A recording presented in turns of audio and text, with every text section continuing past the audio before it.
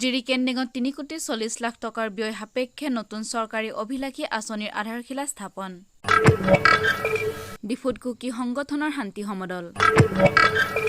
ডিফুৰ বিৰলাস্থিত ২০ নং CRPF battalion কেম্পৰ নতুন কামাণ্ডেণ্ট অফিচাৰৰ নেতৃত্বত খাদ্য সামগ্ৰী বিতৰণ।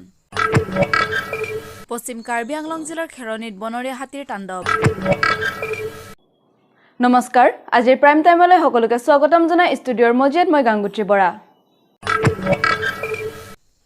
সশস্ত্ৰ সংগ্ৰামৰ বিৰতিৰ সময়ত কাৰ্বি সংগঠনৰ লগতে ডিমাছা আৰু বড়ো সশস্ত্ৰ সংগ্ৰামী সংগঠনে অসম চৰকাৰৰ সৈতে শান্তি চুক্তিত স্বাক্ষৰ কৰে।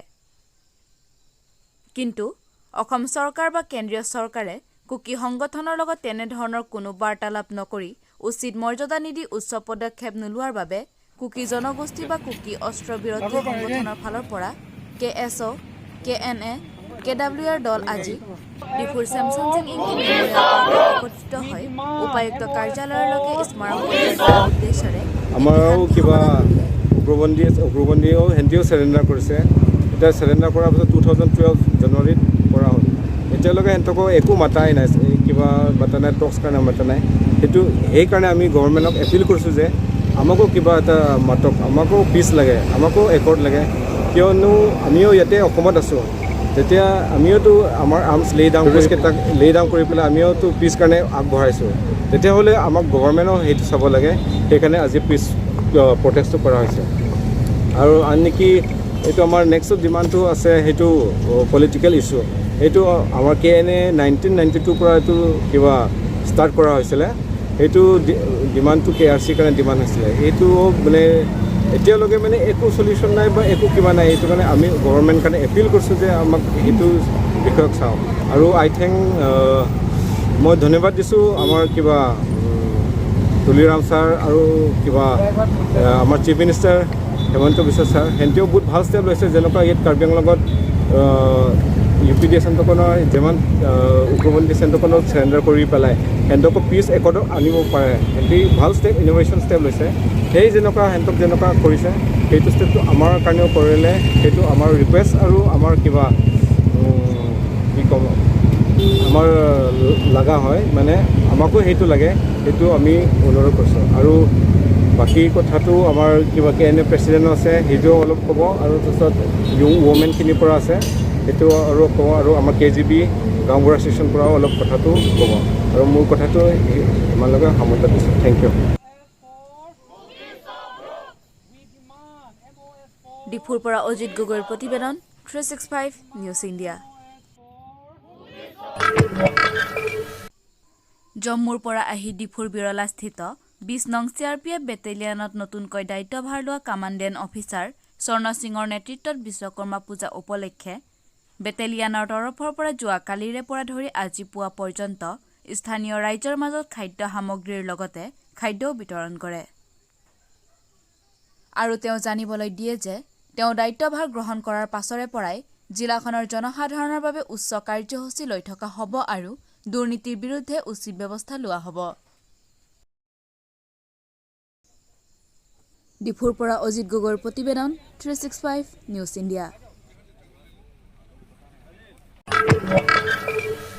বিশ্ব খনিকৰ বিশ্বকৰ্মা পূজাৰ নিশাই পশ্চিম কাৰ্বি আংলঙৰ খেৰণীত বনৰীয়া হাতীৰ তাণ্ডৱ। নিশা খেৰণী বনাঞ্চলিক কাৰ্যালয়ৰ অন্তৰ্গত থংনকবে হিন্দী হাইস্কুল বিদ্যালয়ৰ গৃহৰ দেৱাল ভাঙি মজুত ৰখা মধ্যাহ্ন ভোজনৰ চাউল খাই তহিলং কৰাৰ বিপৰীতে নেপালী বস্তিত দোকান ঘৰ ভাঙি খাদ্য সামগ্ৰী খোৱাৰ লগতে তিনিটাকৈ পৰিয়ালৰ বাসগৃহত আক্ৰমণ চলাই ক্ষয়ক্ষতি কৰে।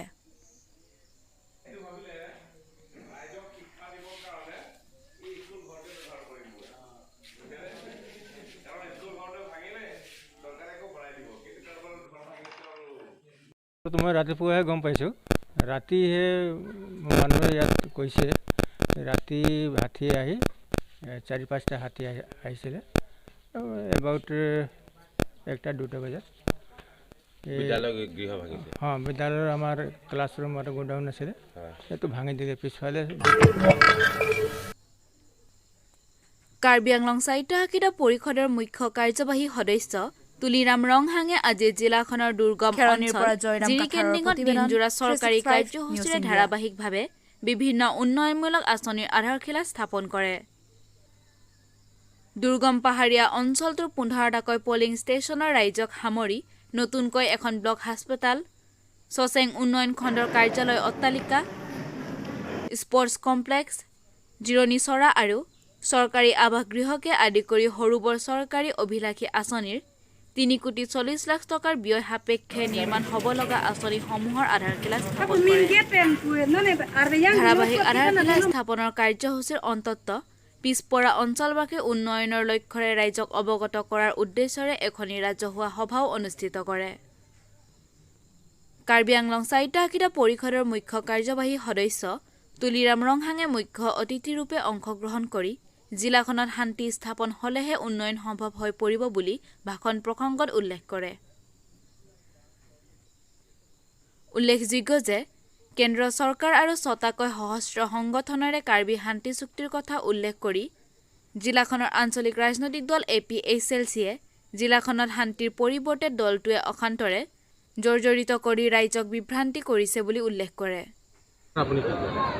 আজি আমি ইয়াত কাৰ্যসূচীতে ইয়াত পাহাৰৰ এৰিয়া যিবিলাকৰ 15টা পলিং ষ্টেচনৰ আমৰেং সমষ্টিত এলেকাত নতুনকৈ আঁচনি যিবিলাকৰ আমি গ্ৰহণ কৰিছোঁ, সেই আঁচনিবিলাক আধালা স্থাপন কৰা হৈছে। ইয়াতো ব্লক হস্পিটেল 1,20,00,000 আঁচনি আজি আধালা স্থাপন কৰা হৈছে আৰু লগতে ইয়াতে ব্লক ডেভেলপমেণ্টৰ বিল্ডিং, সেই বিল্ডিং 60 লাখৰ ইয়াত আজি আধালা স্থাপন কৰা হৈছে। লগতে অপেন ষ্টেজৰ পৰা আৰম্ভ কৰি ৰিংৱেল, লগতে ৱেটিং ছেট, সেই গোটেইখিনি আঁচনি লৈ 3,04,00,000 আজি আধালা স্থাপন কৰা হৈছে। আৰু লগতে ইয়াত 10 কোটি স্পৰ্টছ কমপ্লেক্সত অডিটৰিয়ামৰ লগতে অপেন গেলাৰী, লগতে ইনডোৰ ষ্টেডিয়াম, সেই গোটেইখিনি মিলি আজি 10 কোটি টকা আঁচনিটো আজি উদ্বোধন কৰা হৈছে। আমি দেখি আছোঁ বেনাৰত মানে এটা বস্তু দেখিছোঁ, শান্তি আৰু উন্নয়ন। শান্তি হ'ব লাগিব, উন্নয়ন হ'ব লাগিব। সমষ্টি ৱাইজ এনেকুৱা কৰি আছে। শান্তি হ'লে আমি উন্নয়নমূলকৰ কাম কৰিব পাৰিম, হয়নে নহয়?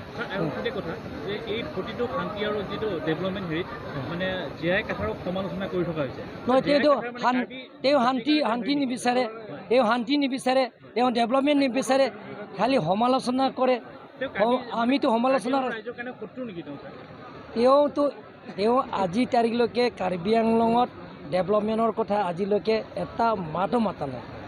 তেওঁলোকৰ খালি ইয়াত আমাৰ মাজত কাৰ্বি আংলঙৰ সকলো জাতি জনগোষ্ঠী আমি ইয়াত বসবাস কৰি আছে।